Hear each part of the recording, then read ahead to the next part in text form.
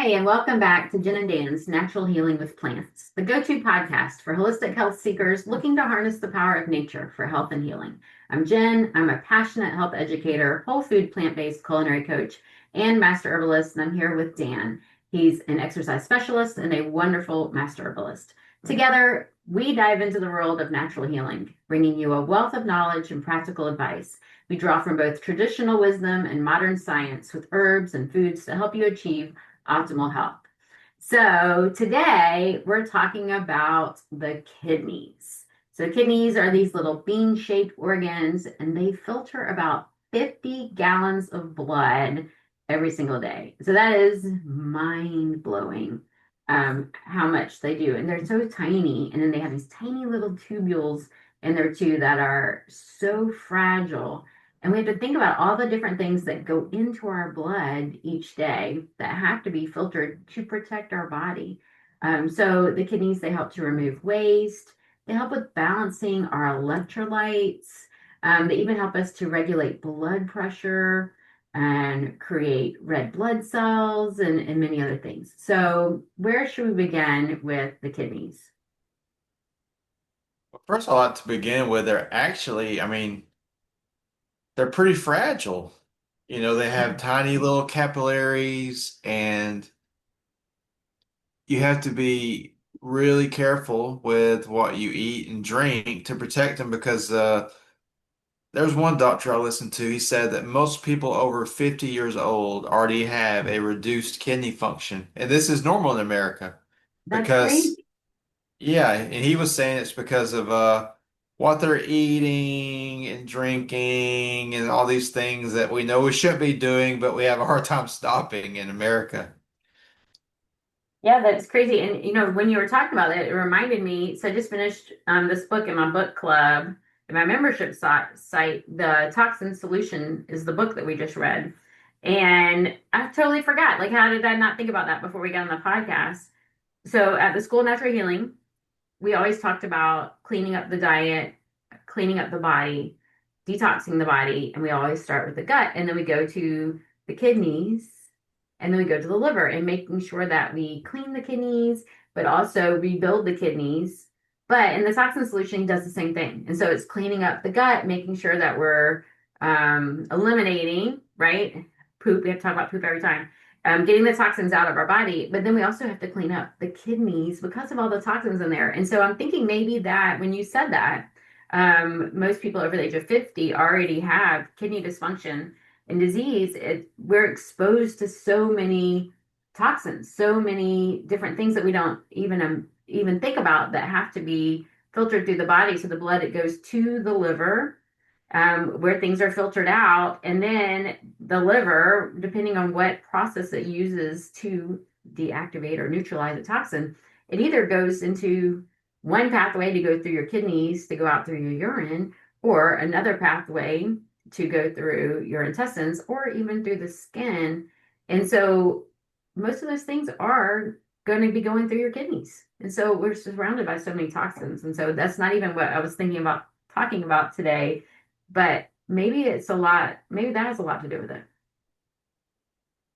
It definitely has a lot to do with it. And now, we're hearing almost every day when I log on to Google or Yahoo, there's an article about microplastics.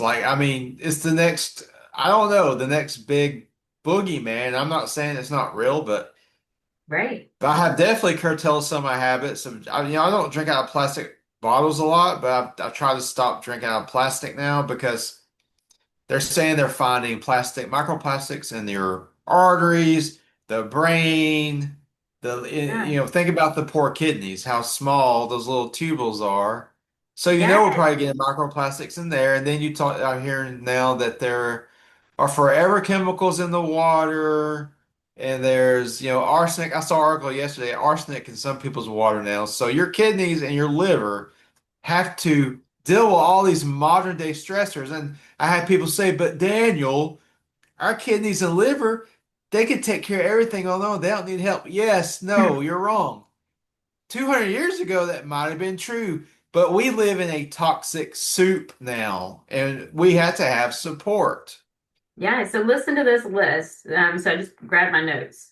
So Yeah. chemicals that target the kidneys, um, POPs, plastics, pesticides, antimicrobials, solvents, flame retardants, antifreeze, petroleum, non-stick pans, and food additives. So like you said, so hundreds of years ago, humans were here. Our kidneys may have been filtering, but none of those things existed.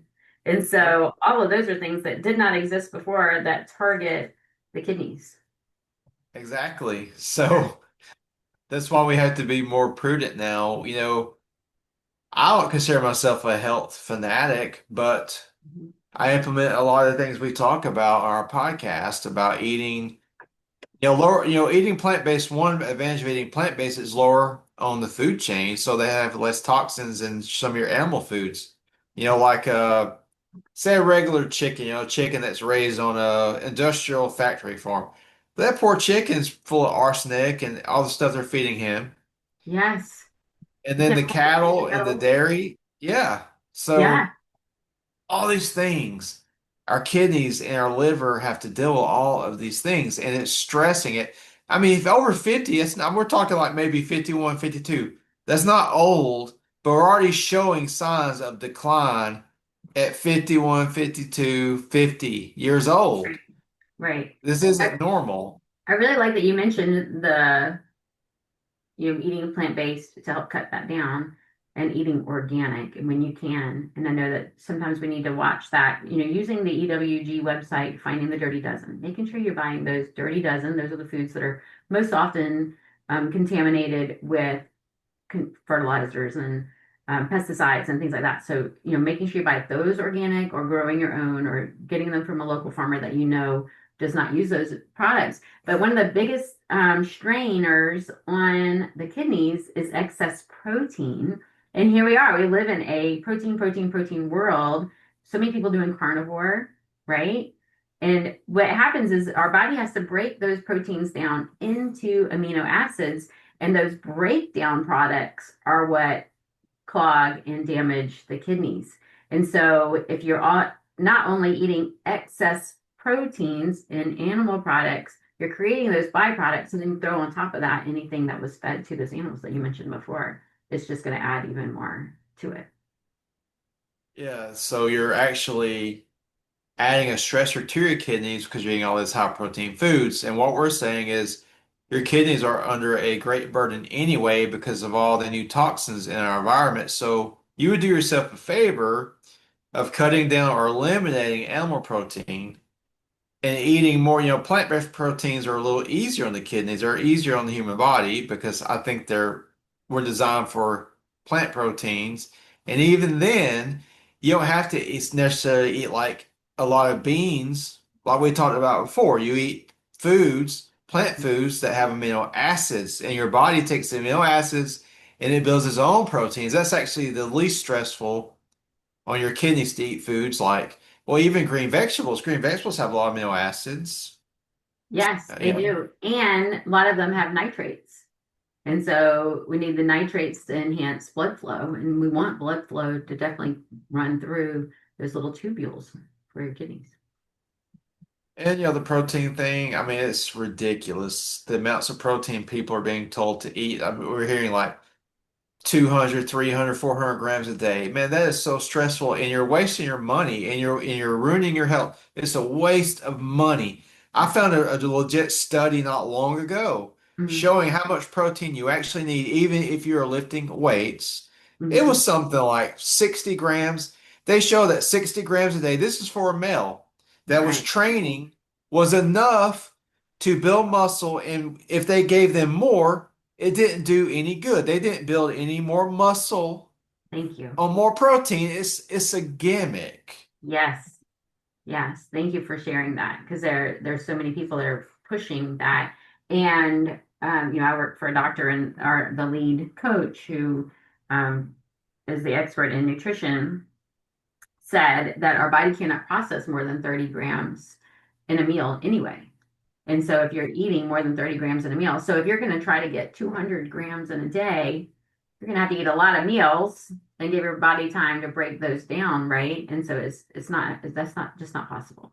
Our body's not made to eat that much protein. Well, I heard that the protein myth came up when they started publishing bodybuilding magazines, I think back in the 1940s. And then Yeah, they learn how to process protein out of whey, they're like the waste products of dairy production. And so yeah. they're like, wait a minute, why are we going to do all this waste from our dairy, factory? We could turn it into protein powder and sell it to people. And Mm, so that's what they started there you doing. go. And then the bodybuilding magazines, oh yeah, if you're going to build muscle, you got to eat way more protein than an average person. That's how it got started. And it's Mm, caused a lot of problems for people over the years. Like I'm saying, right. there's most people over 50 already have a lower kidney function. Now think about it. And that's crazy. That's crazy. So before we get into things to do, which we've mentioned a few, let's talk Yeah. about some symptoms and signs that there is a problem with the kidneys. Okay. Well, one sign is, you start to get edema in the lower legs, I've seen people like that, feet, lower legs, Mhm. maybe even get puffy around the eyes, and you may have low energy. Yeah, I'm picturing like swollen underneath the eyes too. Yeah. Maybe darkness under the eyes. I like to look at color too in the skin, so dark under the eyes. That can be adrenals or kidneys as well.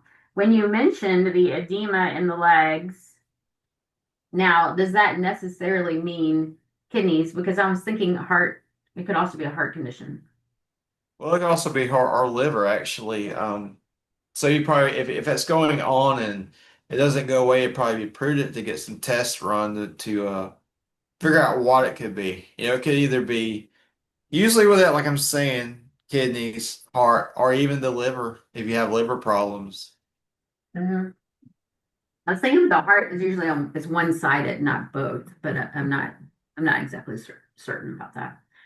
Yeah. Some other symptoms I know is frequent urination or little urination, which could also be like a UTI, which is can also be related to kidneys. Changes in urine color, which is hard to tell if you're taking supplements. Foamy urine, I see that a lot. Maybe some blood in the urine. And then itchy skin and muscle cramps because the minerals get out of balance. Because remember, our kidneys help us with electrolytes. So if our electrolytes are out of balance, then that could be a kidney issue as well. Yeah. Also, you're saying frequent urination. Sometimes that can be high blood sugar. Right. Yes. And that's the first thing I think of, when a client tells me that they're um using excuse me, always thirsty or going to the bathroom a lot. And my first thing is always blood sugar. But our sugars are also monitored by the kidneys, and so it can also go back to kidneys. So some of the labs that I like to look at, so I do review labs with lots of clients. I like to look at creatinine and BUN, which is blood urea nitrogen, and they show how well the kidneys are filtering waste. And if they're high, that can tell us that our kidney function is reduced. Also, look at EGFR, which is our filtration rate, and this estimates how efficiently the kidneys are working. So, under 60 tells us there's a chronic kidney disease. It should be, I mean, it's a percentage of how well your kidneys are filtering. And so like mine's 105. And so it should be optimal, right? And so if it's low, if it's 80, unfortunately in the conventional world, medical system, they sometimes it won't even tell you. It'll just say greater than 60. It won't even give you a number, which really makes me mad.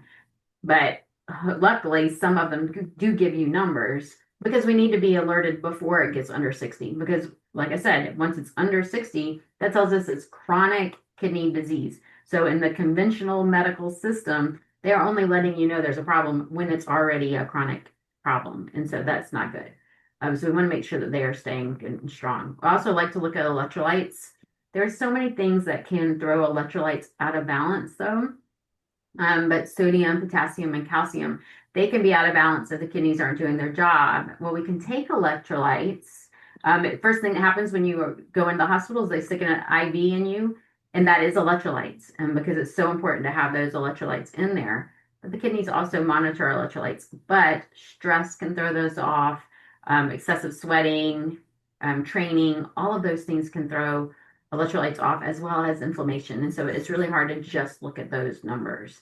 And then there's also urine tests. You know, when we look at urine, we can show if there's proteins in the blood, if there's, protein in the urine, if there's blood in the urine, if there's sugar in the urine, and things like that. And so if there's any protein showing up, that's another thing that will tell us, hey, there's something going on with the kidneys.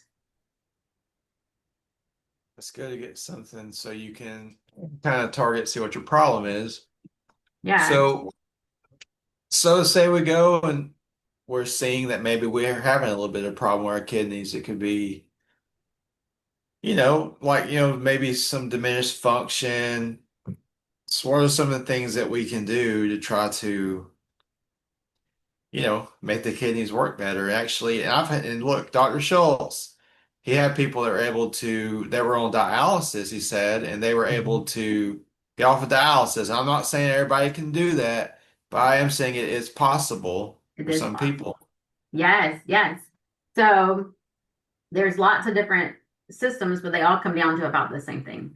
We need colorful fruits and vegetables. So I'm going to start with the most basic. Colorful fruits and vegetables, which is what we tell everybody all the time. That's for heart disease. That's for your brain. That's for your heart. That's for your autoimmune, all the anti-inflammatory diets, but also they're just so high in antioxidants, anti-inflammatory. So eating the colors as much as you can. Thinking about bright berries, blueberries, raspberries, things like that.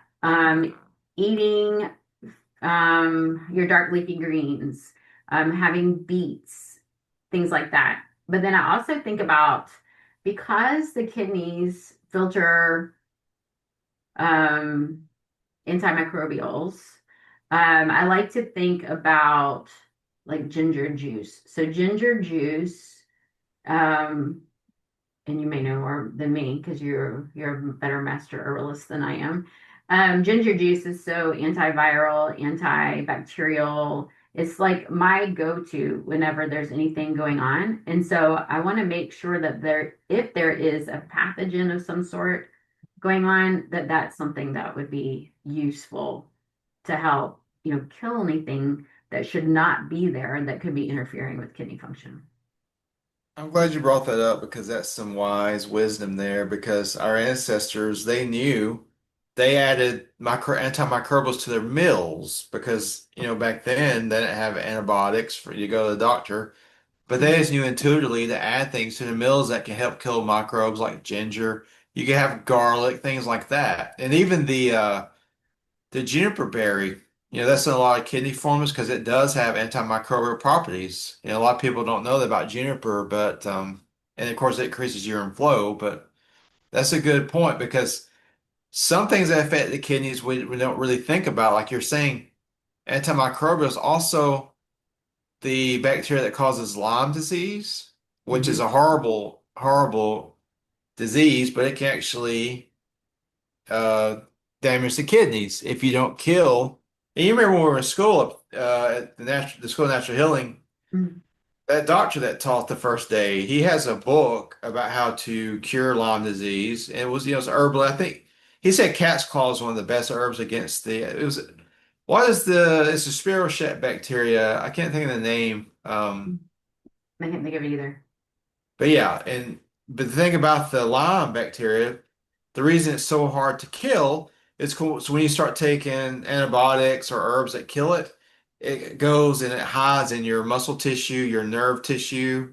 Yeah. And so there's another herb called, of course, I can't think of it this morning, but there's an actual herb. When you take it, it forces this bacteria out of the tissues back into the bloodstream so you can kill it. And I can't think of the name this morning, but I thought about it Maybe when you it'll come brought to you. up. Hopefully it'll come to you because there are a lot of pathogens that will do that. They will go in and Yeah. hide. And then there's also like we have the ones that we really need. We're kind of going off subject, but we have the ones that we need that are supportive in our body, Yeah. because not all bacteria and viruses are harmful, but unfortunately they're single celled. And so when we aim for killing the pathogen, unfortunately the one that's harmful, we we kill some of the good ones as well. That's why antibiotics clear out all the good stuff as well as hitting the harmful ones. And then unfortunately, yeasts grow back quicker than the beneficial. So a lot of times when someone uses an antibiotic, a conventional medicine antibiotic, then they end up with yeast issues because the yeast grows back faster. And so it's learning how to control that.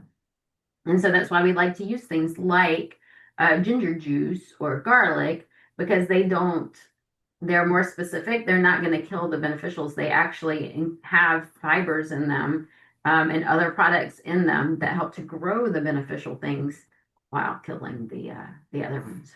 So it's a little bit off subject, but let's talk about some of the herbs that can help to restore the kidneys. Is one that I learned about recently.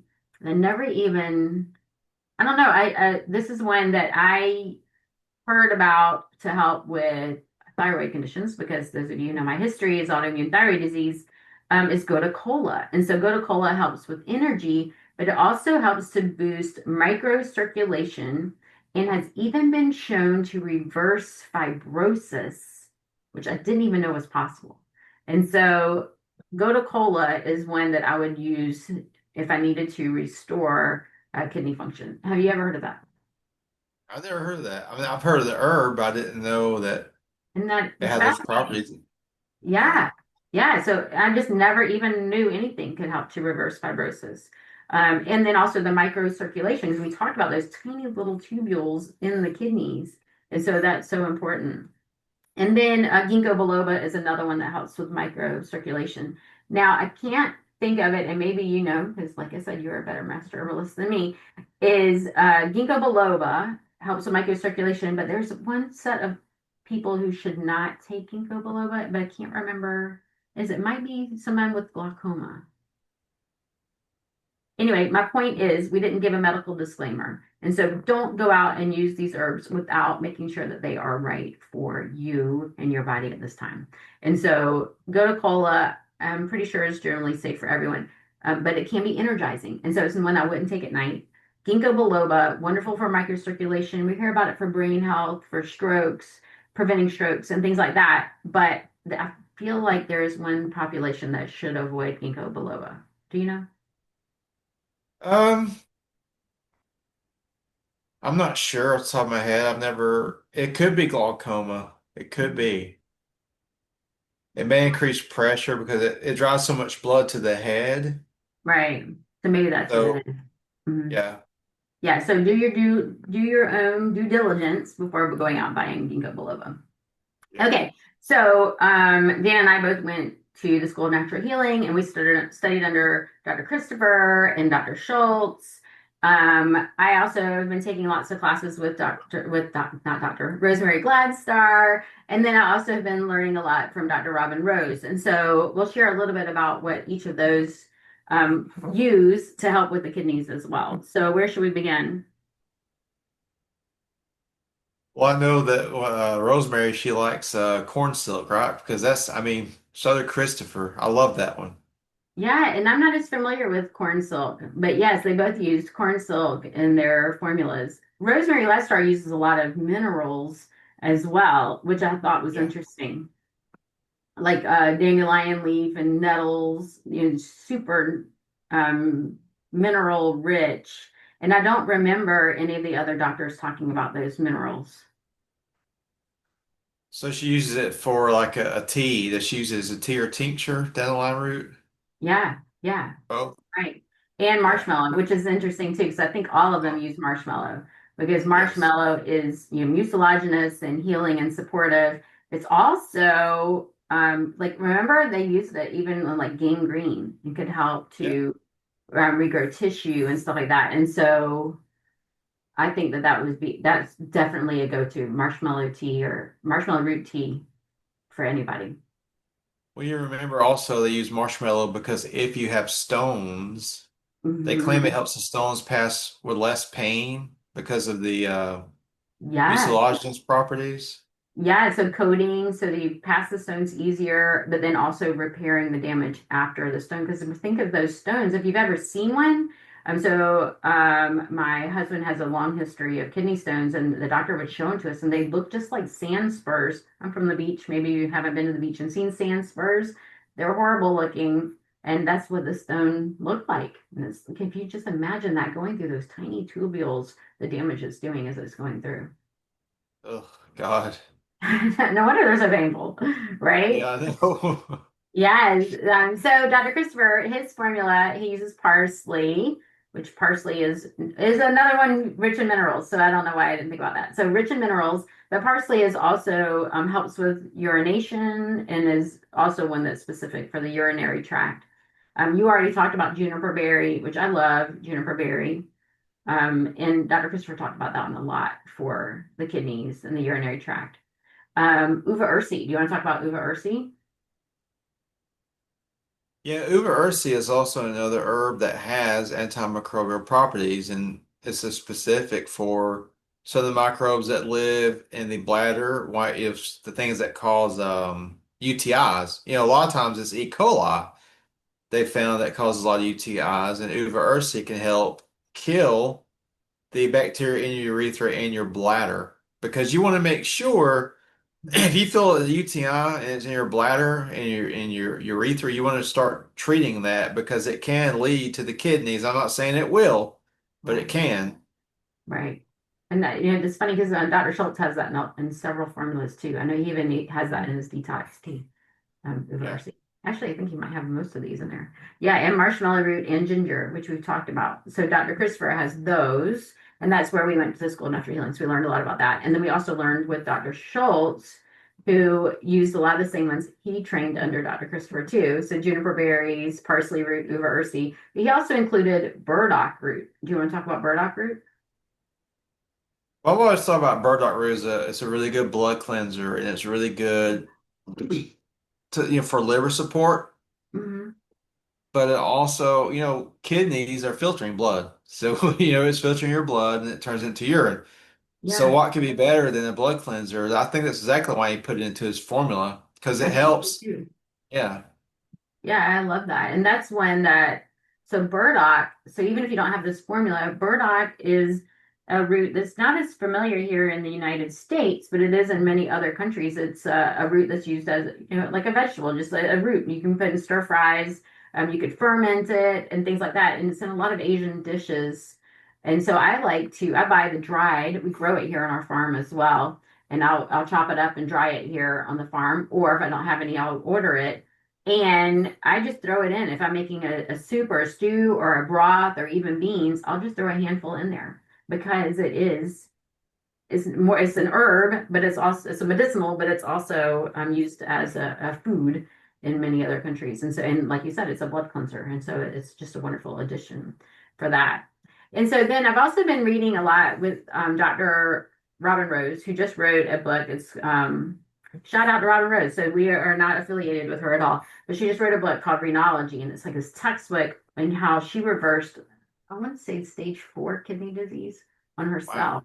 And so she talked a lot about different things too. She talked a lot about peptides, which we aren't going to discuss here on our podcast, but she also talked about foods that are helpful for the kidneys, fresh greens. We talked about dark leafy greens, celery, super mineral rich. We talked about minerals. Watermelon. So watermelon, very hydrating, which we haven't really talked about Yeah. hydration. And then lemon water. So lemon water is also it's alkalinizing to the body. Even though lemons seem acidic, they're alkalinizing to the body. They help flush the body. They also provide all these antioxidants as well as watermelon. Think of that bright red color. And so it's hydrating to the body, but also an antioxidant to protect the body from oxidation, those byproducts from breaking down foods like all of our food the byproducts from breaking down proteins and things like that cause damage, which is actually rusting. And so we don't want to have any rusting on those tiny little tubules. We want to make sure that we are eating lots of colorful fruits and vegetables to provide those antioxidants to reverse any of that damage. I remember David telling me that going on just a watermelon diet for a few days is very healing for the urinary system. And Dr. Mhm. Schultz, he was running a cleanse back in the day. He was running a group cleanse, and he said that he ate two watermelons one day, and then the next day, when he had to urinate, he said it burnt so bad, and there's actually some sediment that came out because it's such a deep cleansing because they were doing just watermelon and watermelon juice for a few days. Yeah, And so all these foods, food as medicine, like you're saying, you put burdock in your soups, you can eat your watermelon, your celery. If you do this, those foods are going to make you so much healthier, and they're going to help with all the organs and help lessen the burden on your kidneys, like we're talking about today. right, right. I love that. So we haven't talked about hydration. Oh, well, that's a really good topic when it comes to the kidneys because if you do not drink enough pure water, that's also strains your kidneys. But you have to be sure. I mean, I'm against tap water. Yes, because no it's got tap all these water, chemicals, please. and also if you live and you have hard water, that's more minerals that your kidneys have to filter. I'm a believer in distilled water, and I don't care Mhm. what you've heard about it. I've been drinking distilled water for at least 10 years. I Me have my too. own distiller, and distilled water will help get rid of some of that sediment that could be in your kidneys and your bladder. We could talk about this water all day long, but Jennifer and I both teach distilled water because it gets rid of inorganic minerals in your body that can lead to kidney stones. Hmm. So, and look, I have a distiller. It's a Mega Home. And I don't sell it, but it is a Mega Home brand, and it has been wonderful. I've had it for 12, 13 years. I use it every day, and it has never broken down. It's amazing. It was 200 bucks. Mine was $100, but it's a countertop, so it only makes a gallon at a time. So it does, I do run it 2 or 3 times a day, or I'll run it all day and stock the fridge. Yeah. I have these quart jars, so I always have my glass quart jar of water to drink every day, and multiple, so don't just drink one. But mine's a countertop one. I have had to replace it once, but the same thing. I mean, it lasted for several years. Yeah. And but a whole house one would be even better. But we need to drink. So let's talk. Before we go, we are about out of time. You the suggestion is half your body weight in ounces of water a day. So if you weigh 120 pounds, 60 ounces of pure water is what you should drink a day. So what are your thoughts? So I definitely don't want you to underdrink. I mean, you should aim for that. If you drink coffee, you need more. If you are sweating, working out in high heat, you need to drink more. Can you drink too much water, and how much would be too much? I think it's individual. Yes, you can drink too much, but I think it's individual basis. I think, like you're saying, depends on how much you weigh, depends on do you sweat a lot, depends on the climate you live in. Like we live in high humidity here. I know you do too, and it just sucks the water out of you all day long. Yeah. Now, I'm sure you've heard of there's been two cases on radio shows where Hmm. they're having these water drinking contests, and there have been two deaths. And I don't want to scare anybody. We're talking about these people drink like 2 gallons of water within an hour or two. And it actually, from my understanding, when you drink that much water, it actually offsets your electrolytes Yeah. and it causes heart malfunction. I think it's what kills. Yeah, I think And so so, too. yeah. Yeah. The recommendation, half your body weight, that's a good starting point. I think because most of us do not drink enough water, so a good starting point would be half your weight in water. But then if you're sweating, I would add at least 8 or 16 more ounces of water, depending. But Yeah. And in coffee or alcohol, oh yeah. then you definitely need to increase. Please, if you have any kidney issues, do not drink any alcohol or soft drinks, especially And if diet. you're on a high sodium diet, you're going to need more to flush that. So I don't recommend Right. high sodium. You need to watch the sodium. Yes. Yeah, very true. Okay, so we better close for today. Thank you for listening. If this was helpful for you, please let us know. We love to hear your comments. We love to have feedback from you as well. What did you like? What did you not like? What would you like to hear more about? To work with Dan, go to danthenaturalman.com. He has a 5-day program coming up that we would love for you to join. If you would like to learn more about me, you can go to holisticgen.com. That is with a W, spell holistic with a W, holisticgen.com. And I also have a monthly membership where we do food demos and the book club, and we do Qigong every week and things like that. So I'd love for you to check that out as well. But thank you again for listening, and we hope to have you join us again next week.